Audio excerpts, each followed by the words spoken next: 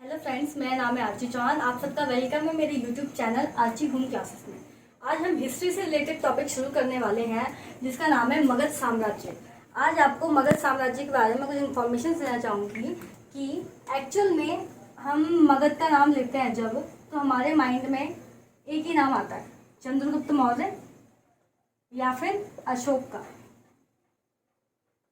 आप सबको पता होगा कि मगध जो है वो उसका बहुत पुराना इतिहास है और ये बहुत बड़े साम्राज्य में गिना जाता है। भारत के बहुत बड़े साम्राज्य हैं, जैसे कि आपका हो गया कुरु राष्ट्र, हो गया आपके दिल्ली, आपका कश्मीर, बहुत सारी जगह ऐसी जहाँ का आपका साम्राज्य बहुत ज़्यादा माना गया है। उसमें से एक सबसे बड़ा साम्राज्य माना जाता है मगध। मगध यानी कि आज का बिहार। और मगध की राजधानी थी पाटलिपुत्र, यानी कि आज की पटना। बिहार, पटना, आप इन क्षेत्रों के बारे में तो जानते ही हैं जो पुराने मगध से रिलेट कर, जो पुराने नाम है उनके, ठीक है। अब मगध जब आपका आ गया तो मगध के बारे में जो मेन जानकारी मिलती है उसमें सबसे बड़े महाराज का नाम आता है जरासंध। ये मगध की बहुत पुरानी हिस्ट्री है, यानी कि अगर आप जरासंध का नाम सुन रहे हैं तो वो आपका बहुत पीछे चला जाता है महाभारत काल के टाइम पे, क्योंकि मगध का उस समय बहुत बड़ा साम्राज्य था जब जरासंध थे। जरासंध ने मगध के लिए बहुत सारी विजय यात्राएं की थी, दिग्विजय किए थे। उन्होंने पूरे आर्यवर्त पे शासन करना चाहा था, बट किसी कारणवश महारथी भीम के द्वारा उनकी मृत्यु हो गई थी, जिस वजह से वो आगे अपना साम्राज्य नहीं बढ़ा पाए। उनका जितना साम्राज्य था वो युधिष्ठिर के अंतर्गत आ गया था। और जरासंध की मृत्यु के बाद भी मगध अपना पूरी तरीके से अपने आप को मगध ने खोया नहीं। मगध फिर भी अपने अस्तित्व में आया, जिसे अस्तित्व में लाए महाराज बिंबिसार। बहुत से लोग हैं जो बिंबिसार और बिंदुसार में कंफ्यूज होते हैं। बिंबिसार बहुत आगे की बात है और बिंदुसार बहुत नीचे की बात है। बिंदुसार आ जाते हैं आपके बहुत लास्ट के टाइम पे और बिंबिसार बहुत स्टार्टिंग के टाइम पे आते हैं। बिंबिसार को मगध साम्राज्य का संस्थापक माना जाता है, जिससे मगध साम्राज्य बहुत सालों बाद अस्तित्व में आया था। बिंबिसार यानी कि हर्यक वंश के शासक। हर्यक वंश से मगध में अस्तित्व में आया था। हर्यक वंश के संस्थापक थे महाराज बिंबिसार। जब महाराज बिंबिसार थे, क्योंकि लोग बहुत कंफ्यूज होते हैं इस चीज में कि बिंदुसार के टाइम पे गौतम बुद्ध क्यों नहीं थे, बिंदुसार, इसमें कंफ्यूज होने के लिए लोगों को, जो बिंबिसार थे उन्होंने किस धर्म को दी थी, बौद्ध धर्म को शरण दी थी। वो उनके पुत्र अजातशत्रु,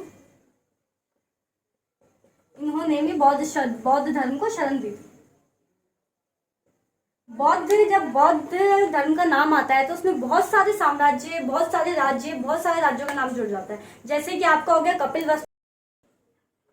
जैसा कि मैंने आपको बताया कि बिंबिसार के बाद अजातशत्रु शासन पर बैठे और उसके बाद उदयभद्र, इनमें से कोई भी युवराज बन करके सत्ता पर नहीं बैठा था। सबने अपने पिता की हत्या करी और वो शासन पर बैठे। उदयभद्र ने अजातशत्रु की हत्या करी थी और अजातशत्रु ने बिंबिसार को बंदी बना करके उसकी हत्या करवा दी थी, जिसके बाद ये शासन पर बैठे। इसलिए इसे पितृहंसता वंश के नाम से भी जाना जाता है। अगर आपके सामने क्वेश्चन आता है कि पितृहंसता वंश किसे कहा जाता है, तो आप उसे हर्यक वंश का नाम ले सकते हैं। अब हर्यक वंश के बाद आपका आता है शिशुनाग वंश। शिशुनाग वंश में पहले थे शिशुनाग, फिर उनके बाद उनके पुत्र शासन पर बैठे। वंश के बारे में मैंने आपको बताया था कि पहले बिंबिसार शासन पर बैठे, फिर अजातशत्रु, फिर उदयभद्र। इनका वंश समाप्त हो गया था। उसके बाद आता है आपका शिशुनाग वंश। शिशुनाग वंश में के पहले शासक स्वयं शिशुनाग थे। इनके बाद बैठे कालाशोक। आप इसको ऐसे भी याद कर सकते हैं कि नाग हमेशा काले रंग के होते हैं, तो शिशुनाग का पुत्र कालाशोक, और अशोक से तो आप मगध साम्राज्य के नाम पे आ ही सकते हैं। तो दूसरा वंश हो गया आपका शिशुनाग वंश। अब शिशुनाग वंश के पतन के बाद आता है आपका नंद वंश। नंद वंश बहुत ही प्रसिद्ध साम्राज्य में से एक था। नंद वंश में पहले थे महापद्मानंद। महापद्मानंद के बाद बैठे नंद, धनानंद।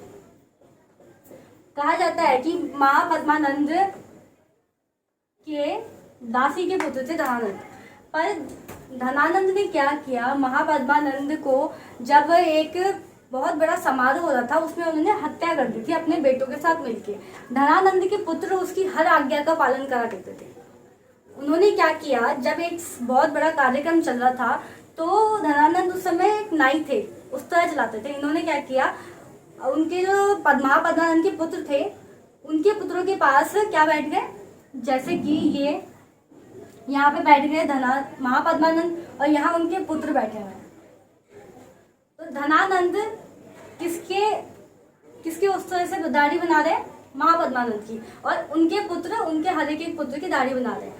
उन्होंने एक टाइम फिक्स किया था कि जैसे ही 12 बजेंगे उस तरह से इनका गला काट देना। तो जैसे ही 12 बजते हैं उनके सारे पुत्र और धनानंद महापद्मानंद उन सबका गला काट देते हैं। इसके पश्चात क्या होता है, साम्राज्य में कोई नहीं बचता तो नंद वंश के लिए आगे शासक बने। तो धनानंद महापद्मानंद के पुत्र होने के कारण उन्हें क्या बना दिया जाता है, राजा। वो भी ऐसा राजा जो भोग विलास में विलिप्त है, जिसे प्रजा से कोई ताल्लुक नहीं है, जिसे प्रजा से कोई मतलब नहीं है।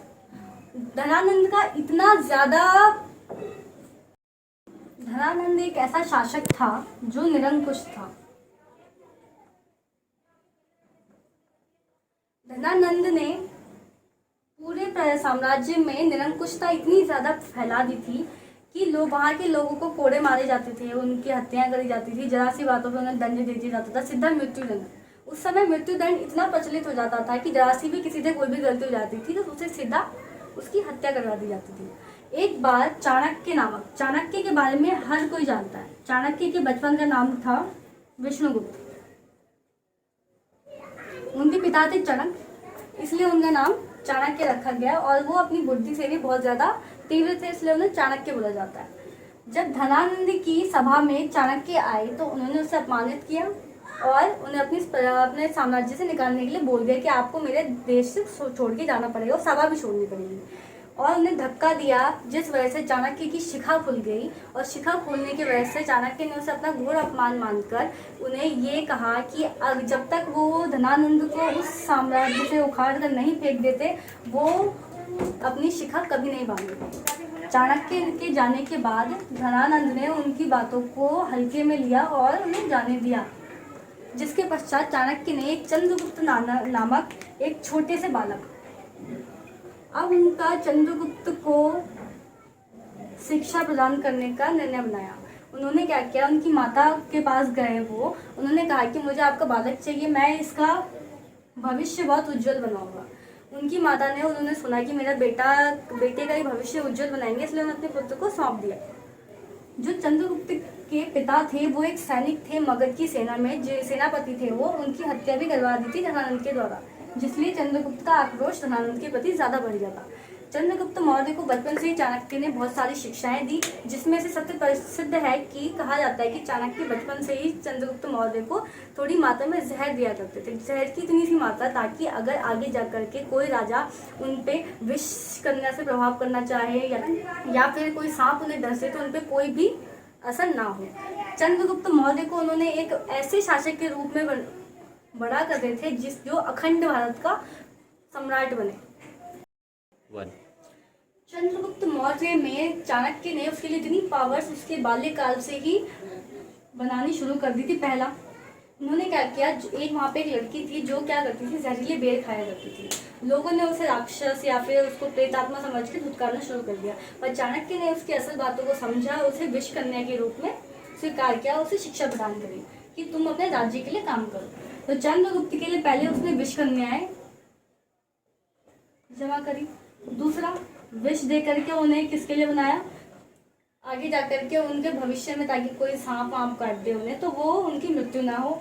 और राज्यों से संबंध और लोगों से संबंध, जो लोग धनानंद से दुखी थे उन लोगों को अपने अंडर में लेते गए।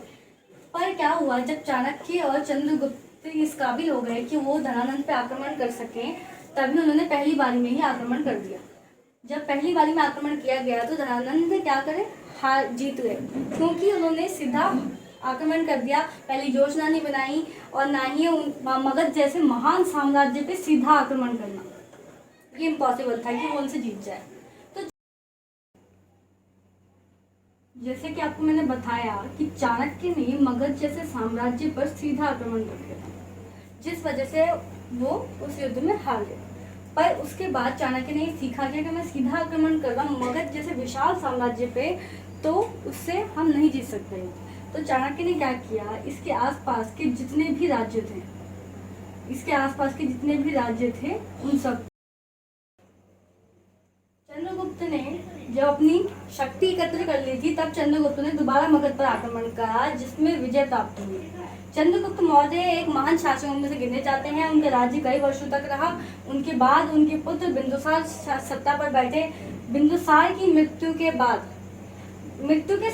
से पहले उन्होंने बिंदुसार ने अपने पहले पुत्र सुसेन को गद्दी के लिए युवराज नियुक्त कर दिया था। परंतु सब चाहते थे कि अशोक राजगद्दी पे बैठे, क्योंकि अशोक ज्यादा क्या थे, शक्तिशाली थे और प्रतिभावान थे। चाणक्य स्वयं ये चाहते थे, पर कुछ षड्यंत्रों के कारण चाणक्य की मृत्यु हो गई थी और अशोक उस समय अकेले पड़ गए थे। पर अशोक उस समय चंड अशोक कहे जाते थे। अशोक के जीवन के अलग अलग भाग है। अशोक के जीवन को 3 भागों में बांटा जाता है, जिसमें उनका बाल्यकाल आता है, फिर वो चंड अशोक बन जाते हैं। उसके बाद जब वो कलिंग युद्ध के बाद बौद्ध धर्म को अपना लेते हैं। तो अशोक ने क्या किया, अब युद्ध करने शुरू कर दिया। अशोक ने अपने 99 भाइयों को साथ युद्ध किया और उन्हें मृत्यु के घाट उतार दिया। अब अशोक के जब 99 भाइयों की मृत्यु हो गई, तो अशोक राजगद्दी पर बैठ गया। उस समय वो क्रूर शासक थे शुरुआत में, पर धीरे धीरे कर करके जैसे जैसे उनका राज्य आगे बढ़ा और उन्होंने हर जगह आक्रमण करे, इतने युद्ध करे, और जब लास्ट कलिंग का युद्ध था, इतनी मृत्यु, इतने रक्तपात को देख करके वो बहुत दुखी हुए, जिस वजह से उन्होंने उसके बाद बौद्ध धर्म अपना लिया। उसके बाद कहा जाता है अशोक का काल एक स्वर्णिम काल था। अशोक के जैसा काल कोई काल नहीं रहा। अशोक ने इतनी अच्छी नीतियां बनाई, इतनी औषधालय बनाए, इतने कि उसके राज्य में कोई भी दंड नहीं होता था। वहाँ पे सीधा मृत्यु दंड दिया जाता था अगर किसी ने विश्वासघात करा। वैसे तो वहाँ इतना अच्छा शासन हो गया था कि लोग अपने घरों में ताला भी नहीं लगाते थे। अगर सड़कों पे पानी गिरा हुआ है, गंदगी हो रखी है, वो भी अलाउड नहीं थी, उसके लिए भी अलग से दंड था। हर चीज के लिए अलग अलग शासन बनाए गए थे, यानी कि अशोक का एक स्वर्णिम काल बन गया था। अशोक की मृत्यु के बाद अशोक का शासन काफी साल चला। उसकी मृत्यु के बाद हमारा मौर्य वंश समाप्त हो गया।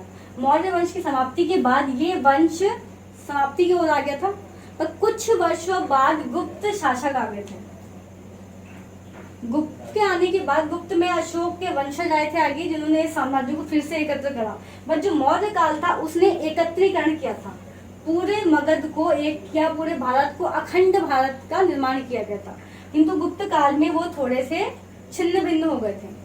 गुप्त काल के बारे में मैं एक नेक्स्ट वीडियो बनाऊंगी गुप्त काल के लिए स्पेशली, इसमें से गुप्त काल का वर्णन होगा। अभी ये वीडियो अशोक तक सीमित है। ये टॉपिक मैंने अभी अशोक पे समाप्त किया।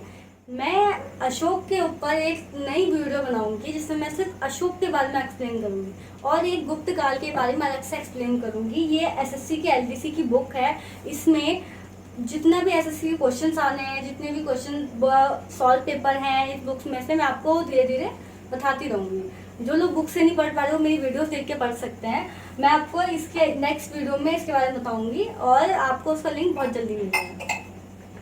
जैसे कि मैंने आपको बताया पिछली वीडियो में मगध साम्राज्य के बारे में, मेरी नेक्स्ट वीडियो होगी अशोक के बारे में, क्योंकि मैंने अपनी मगध साम्राज्य वाले टॉपिक में अशोक का टॉपिक लास्ट में स्टॉप कर दिया।